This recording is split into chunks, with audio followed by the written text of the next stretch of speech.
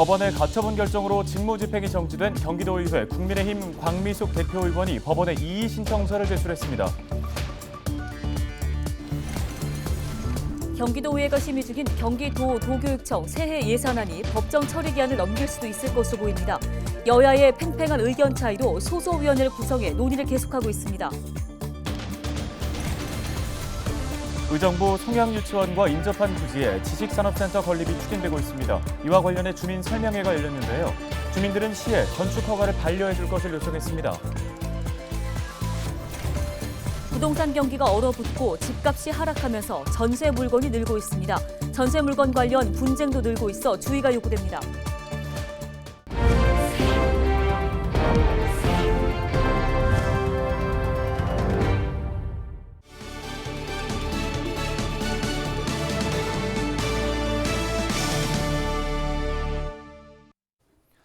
시청자 여러분 안녕하십니까? 헬로티비 뉴스입니다. 첫 소식입니다.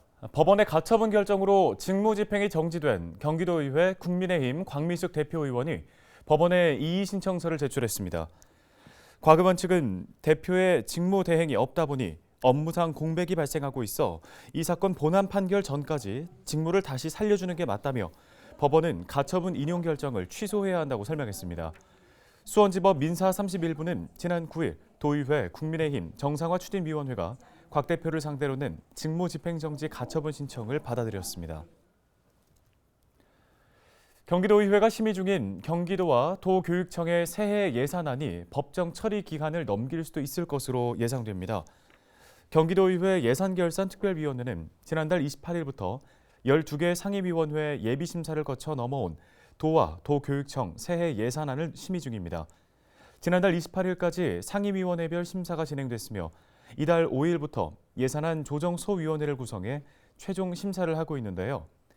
예결특위는 예산안 조정소위원회 활동을 마친 뒤 상임위원회 의견 조회를 거쳐 5일 예산안 기금운영계획안을 의결할 예정이었지만 여야 간 팽팽한 의견 차이로 소소위원회를 구성해 논의를 이어가고 있습니다.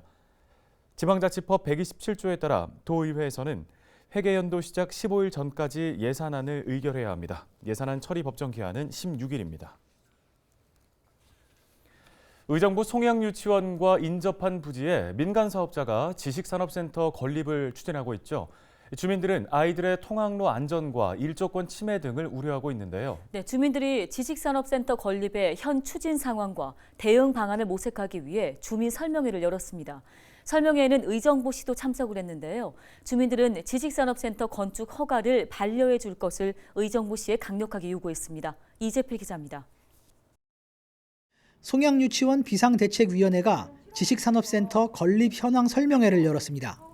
한 민간 사업자가 송양유치원 인접 부지에 아파트 10층 높이의 지식산업센터 건립을 추진 중인데 학부모들은 아이들의 일조권 침해와 통학 안전을 우려하고 있습니다.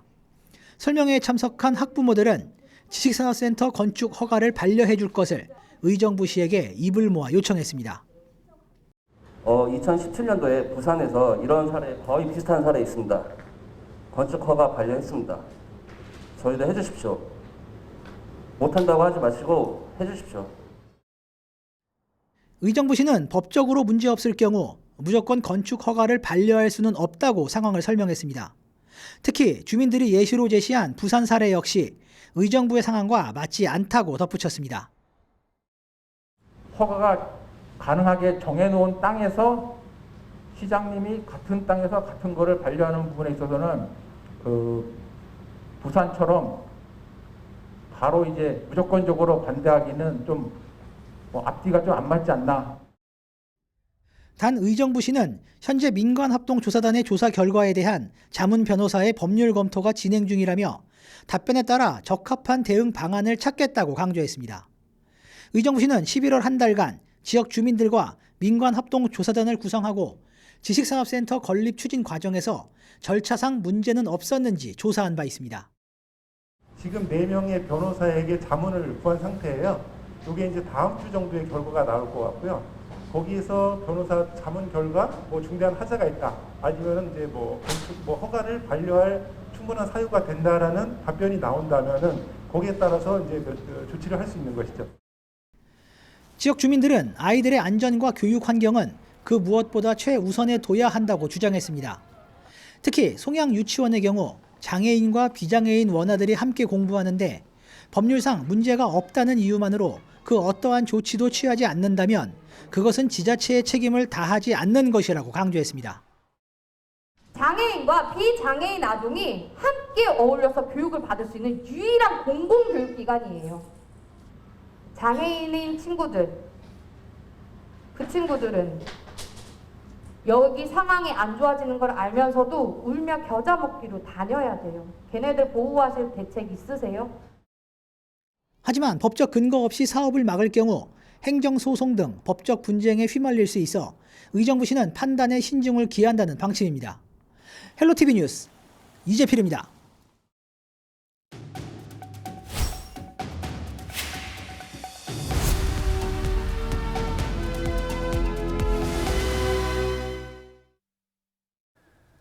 부동산 경기가 얼어붙고 집값이 하락하면서 전세 물건이 늘고 있는데요. 이런 흐름 속에서 전세 물건 관련 분쟁도 늘고 있어 각별한 주의가 필요합니다. 조언 들어보겠습니다. 네, 함철성 변호사 화상 연결돼 있습니다. 변호사님 안녕하십니까? 네, 안녕하세요. 남양주 법률사무소 서준 함철성 변호사입니다. 예. 변호사님 일단은 먼저 주택임대차 계약에서 임대인과 임차인의 입장에 대해서 얘기를 좀 나눠보겠습니다. 일단 집주인 입장에서는 기간이 만료가 됐으니 집을 무조건 비워라. 집을 뺀 다음에 전세금을 돌려주겠다는 얘기를 합니다. 이게 법적으로 좀 가능한 일인가요? 임대차 계약의 종료에 의하여 발생된 임차인의 목적물 반환 의무와 임대인의 보증금 반환 의무는 동시행 관계에 있습니다. 동시행의 의미는 어려울 수도 있지만 쉽게 말해 임대차 계약이 종료된 후에도 임대인이 보증금을 반환해야 할 의무와 임차인이 목적물을 반환해야 할 의무는 동시에 이행돼야 하므로 임대인이 임차인에게 보증금 반환 의무를 이행하였다거나 현실적인 이행에 제공을 하지 않는 이상 동시행 관계가 유지됩니다. 그러므로 임차인의 건물에 대한 점유는 불법 점유라고 할 수 없고 임차인으로서는 이에 대한 손해배상 의무도 없다는 것이 판례의 일관적인 태도입니다. 네, 그러면 계약이 종료됐는데도 집주인이 보증금을 돌려주지 않을 때 세입자가 어떤 조치를 취할 수 있는지 궁금하고요. 또 반대로 세입자가 보증금 수령을 안 받겠다고 하면서 안 나갈 경우에 집주인은 또 어떤 조치를 취할 수 있을까요? 임차인은 임대차 보증금 반환 소송을 제기할 수 있습니다. 임대차 보증금 반환 소송이란 임대차가 종료되었음에도 불구하고 임대인이 보증금을 돌려주지 않을 경우 법원에 보증금 반환을 청구하는 소송입니다. 다만 소송의 전 단계로서 임차권 등기 명령을 법원에 신청해야 하는데 이는 임차인이 임차 목적물의 점유를 상실하더라도 대항력 및 우선 변제권을 유지하게 하는 제도입니다. 이와 동시에 보증금 반환 채권을 피보전 채권으로 하여 임대인의 재산을 가압류하여 임대인을 압박하는 것도 효과적인 방법이 될 수 있습니다.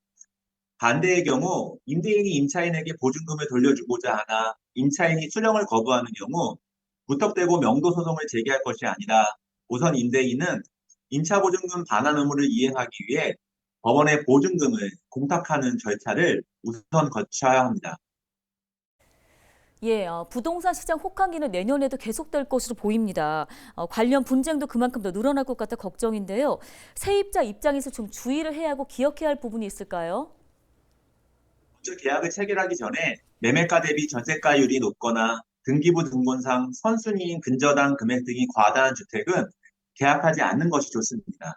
하지만 사람이란 예상치 못한 변수가 항상 존재하기에 계약 종료 시점에 임대인의 자금 사정이 악화되는 등 사정이 발생해 보증금을 돌려받지 못하는 경우가 발생하기도 합니다.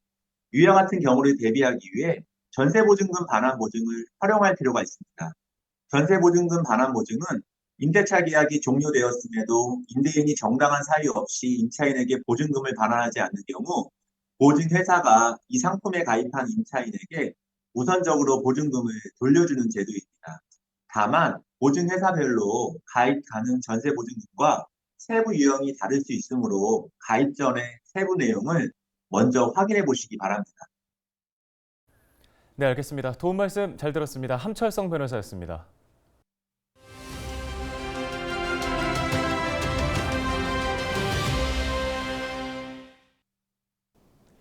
본격 한파 날씨에 매서운 추위가 주말까지 이어질 전망입니다. 일부 지역에서는 많은 눈까지 내리면서 빙판길 걱정이 늘고 있는데요.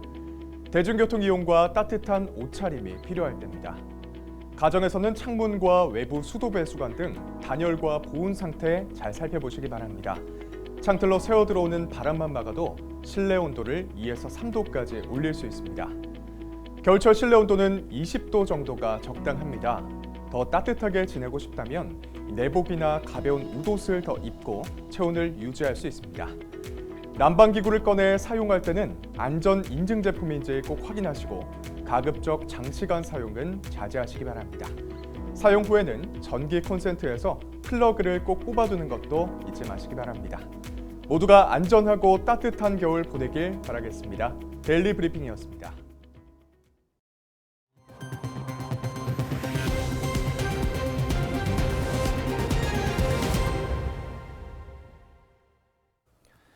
의정부시 등 24곳의 지자체 등이 고물가 상황을 잘 극복한 지방자치단체로 선정됐습니다. 행정안전부는 전국 243개의 지자체에 지방 물가 안정관리 추진 실적에 대한 평가 결과를 공개했습니다.